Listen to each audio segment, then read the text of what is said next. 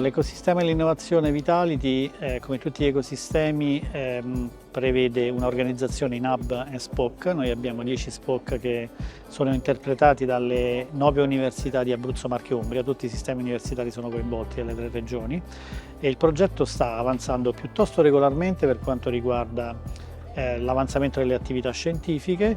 Stiamo affrontando i temi dell'acquisizione delle attrezzature che sono significative in termini di dimensione economica. Abbiamo circa 20 milioni di euro di attrezzature da acquisire, quindi le procedure sono complesse, ma siamo abbastanza fiduciosi di poter portare a termine il processo di acquisizione in tempi utili, così come previsto dal cronoprogramma. Assolutamente esperienza molto positiva, perché questi progetti hanno una difficoltà estrema nell'essere percepiti, nell'essere divulgati, proprio perché i tempi sono tali per cui non si riesce a star dietro all'evoluzione dei progetti anche con la componente di comunicazione, divulgazione e valorizzazione dei risultati.